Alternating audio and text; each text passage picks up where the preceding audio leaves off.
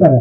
ಯಾಕಂದ್ರೆ ಆ ಸಿನಿಮಾ ಚೆನ್ನಾಗಾಗ್ಲಿ ಅನ್ನೋ ಒಂದು ಭರವಸೆ ಇರುತ್ತೆ. ನಮಗೆ ಎಲ್ಲ ಪ್ಲಸ್ ಪಾಯಿಂಟ್ಸ್ ಹೇಳ್ತೀವಿ. ಅಂದ್ರೆ ನಾನು ಹೇಳೋದು ಒಂದೇ ಒಂದು, ಈ ಸಿನಿಮಾ ಎಲ್ಲರೂ ನೋಡ್ಬೇಕು. ಯಾಕಂದ್ರೆ ವಿಜುವಲ್ ಟ್ರೀಟು, ಆಮೇಲೆ ನಮ್ಮ ಕನ್ನಡ ಸಿನಿಮಾಗೆ 3 ಜನ ಒಳ್ಳೆ ಆರ್ಟಿಸ್ಟ್ಗಳು ಸಿಕ್ಕಿದ್ದಾರೆ. ಸೊ ನಾವು ಹೆಮ್ಮೆ ಪಡ್ಬೇಕು. ಒಳ್ಳೆ ಚಿತ್ರಗಳು ಕೊಟ್ಟಿದ್ದಾರೆ. ಯೋಗರಾಜ್ ಭಟ್ರು ಯಾವಾಗ್ಲೂ ಅಷ್ಟೇ, ಅವರು ಒಂದು ಸೀನಿಕ್ ಬಿಟ್ಟು ಯಾವಾಗ್ಲೂ ಹೇಳ್ತಾರೆ, ಸಿನಿಮಾ ಹೆಂಗ್ ಮಾಡ್ಬೇಕು ಅಂದ್ರೆ ಅದು ಟಿವಿಲಿ ಬರುತ್ತೆ, ಮೊಬೈಲ್ ಅಲ್ಲಿ ನೋಡ್ತೀವಿ, ಅದಕ್ಕೆ ಕಾಯ್ತೀವಿ ಅಂತ ಮಾಡಬಾರ್ದಂತೆ. ಯಾವಾಗ್ಲೂ ಸಿನಿಮಾನ ಥಿಯೇಟರ್ ಬರೋಂಗೆ ಮಾಡ್ಬೇಕಂತೆ. ಸೊ ಅದನ್ನ ಮಾಡಿದ್ದಾರೆ. Camera work is amazing and everything. Hari sir music ಮಾತಾಡಂಗಿಲ್ಲ, ಯಾಕಂದ್ರೆ ಇದು ಆಲ್ರೆಡಿ ತುಂಬಾ ಪಾಪ್ಯುಲರ್ ಆಗಿದೆ.